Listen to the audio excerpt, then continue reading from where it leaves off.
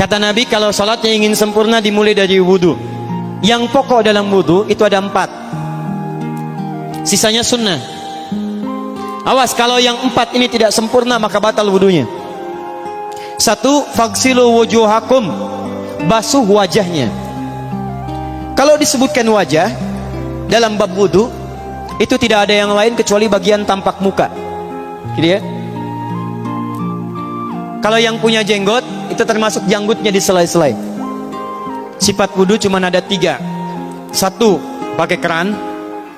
2, pakai gayung. 3, air yang mengalir. Ya, seperti di sungai ada air mengalir, itu nggak ada masalah. Tapi kalau menggunakan gayung atau semisalnya, Nabi itu diriwayatkan dalam hadis itu sangat menghemat air. Bahkan pernah beliau kemudian berwudu, kalau kita kemudian hitung, itu hanya sejumlah Pak, seaqua gelas Pak, cukup. Atau yang kedua, menggunakan keran ya.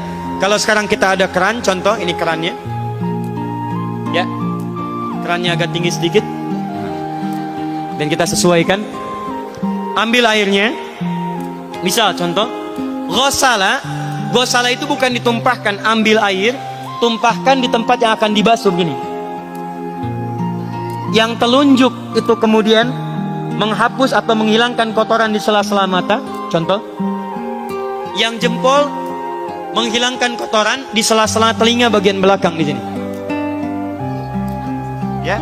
Kalau misalnya saya mulai ambil airnya, kemudian saya tumpahkan di sini. Yang telunjuk membersihkan di jari-jari di sini, di sela-sela mata. Yang jempol kemudian membersihkan di sela-sela di bawah telinga sini. Kemudian di selesai. 1. Tahan sebentar ya, ini praktek dulu sebentar. 2. Wa aidiakum ilal marafiq, ini yang sering keliru. Dan tangan sampai siku. Jadi saat kita mengambil air wudu, ambil airnya, tumpahkan dari sini ilal marafiq sampai ke siku ke sini. Balikan lagi ke depan. Jadi bukan kerannya dibeginikan, sikunya dibeginikan, takut, bukan. Jadi bukan siku diteruskan ke bawah. Yang tepat itu ambil airnya, kemudian basuh dari sini sampai dengan ke sikunya. Hati-hati, ini ada maknanya. Dan jika benar di hadis Muslim, jika orang wudunya benar seperti ini, maka bersamaan dengan jatuhnya air wudu itu, jatuh pula dosa-dosa dan kotoran yang melekat pada anggota tubuhnya. Tidak cukup dengan amin, nanti kita lihat dulu. Tangan selesai pindah kemana? Bukan ke rambut, tapi kepala. Jadi dalam bab wudu yang diusap bukan rambutnya, kepalanya. Itulah keadilan Allah. Kalau yang diusap kepalanya, semua manusia yang hidup pasti punya kepala. Tapi kalau yang diusap rambutnya, ada ketidakadilan, karena tidak semua orang punya kepala, punya rambut. Tuh. Nah sekarang lihat sini. Ketika kita diminta mengusap kepala, bahasanya masaha. Masaha itu begini. Ini saya punten. Bismillah. Ini ya. Ambil airnya, tumpahkan, baru kemudian diusapkan ke kepalanya. Paham ya? Kalau yang ghosala, ambil, tumpahkan di tempat yang akan dibasuh. Tapi kalau masaha, hati-hati. Ambil airnya, tumpahkan, baru diusap. Jadi bukan diambil air, tumpahkan di kepala begini. Yang dibasuh kepalanya bukan rambutnya. Jadi kalau ada laki-laki sudah dandan, sisiran, rapi, tiba-tiba keran dibuka, yang diusap cuma rambutnya, ulak. Nah, itu batal wudunya. Tidak sah. Harus diulang. Terakhir kaki dibasuh sampai dengan bagian mata kakinya, dan ini tidak perlu saya terangkan karena mudah bagi kita untuk mempraktekannya. Tapi yang ingin saya jelaskan satu ini saja. Perhatikan baik-baik. Yang 4 ini wajib wudu. Tambahannya sunnah. Niat dimasukkan dalam wajibnya. Lihat sini. Kumur-kumur sunnah. Telinga sunnah. Istinsyak sunnah. Yang 4 ini wajib. Tapi terlepas dari wajib dan sunnahnya, perhatikan baik-baik. Kenapa ini disebut dengan wudu? Dan hebatnya Al-Quran mengistilahkannya dengan toharah. Toharah. Apa itu toharah? Apa itu suci? Toharah.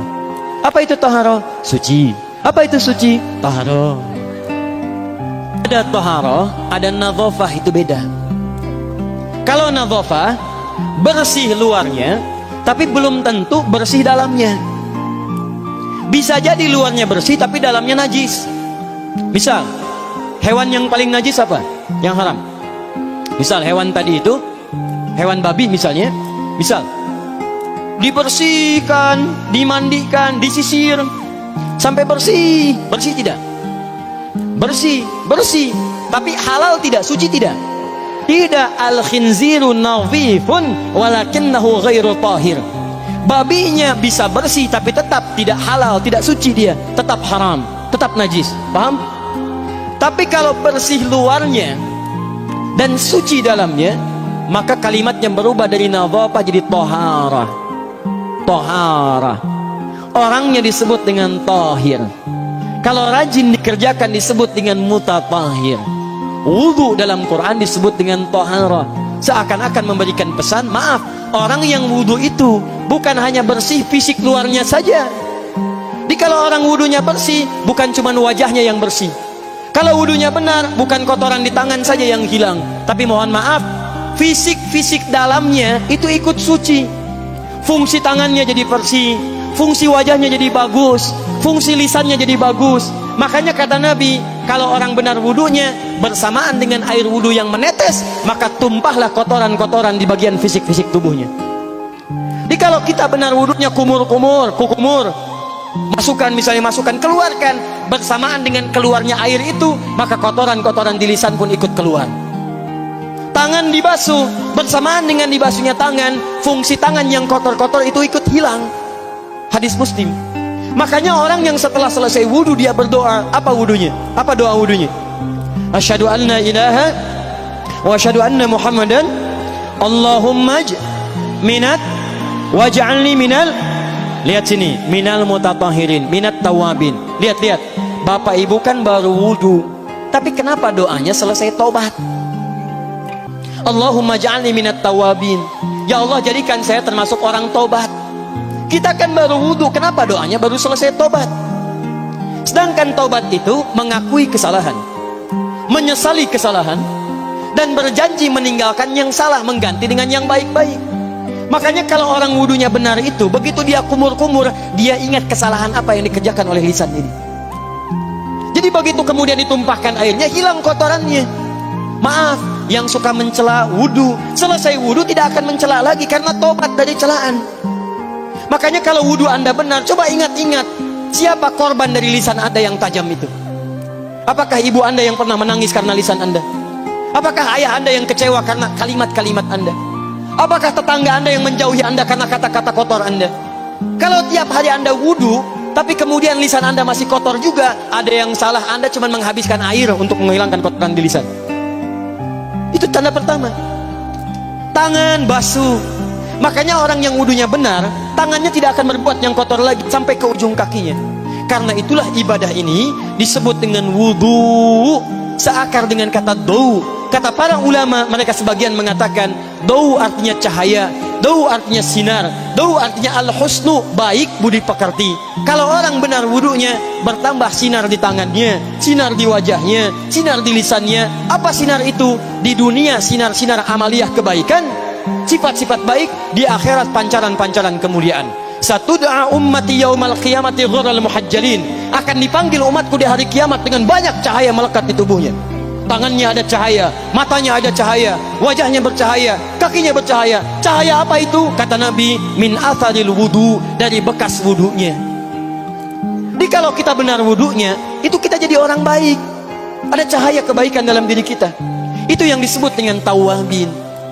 Makanya kalau Bapak Ibu tiap hari wudu, Allahumma ja'alni minat tawabin, tapi mulut tidak tobat, tangan tidak tobat, kaki tidak tobat, ada yang salah dengan wudunya. Waj'alni minal mutatahhirin, jadikan saya orang bersih dan suci. Jadi kalau selesai wudu, pakaian bersih, wajah bersih, tangan bersih. Ini pakaian bersih, pakai jas, pakai dasi, tapi tangan tidak bersih, korupsi juga, mencuri juga, menipu juga, ada yang salah dalam wudunya. Kalau kita bisa mengerjakan wudu ini dengan baik, maka naik status kita. Disebut sebagai, langsung oleh Al-Quran, disebut hamba yang dicintai oleh Allah Subhanahu wa ta'ala. Di Quran surah kedua Al-Baqarah ayat 222. Saya tutup. Lihat ayatnya. Ujung ayatnya, di ujung ayatnya, innallaha yuhibbut tawwabina wa yuhibbul mutatahhirin. Sungguh Allah akan sangat mencintai orang-orang yang tobat dan orang-orang yang terbiasa untuk bersuci. Kita selesai wudu mengatakan Allahumma ja'alni minat tawwabin waj'alni minal mutatahhirin. Dijawab oleh Allah, innallaha yuhibbut tawwabin wa yuhibbul mutatahhirin. Karena itulah orang yang rajin wudu adalah orang-orang yang dicintai oleh Allah Subhanahu wa taala.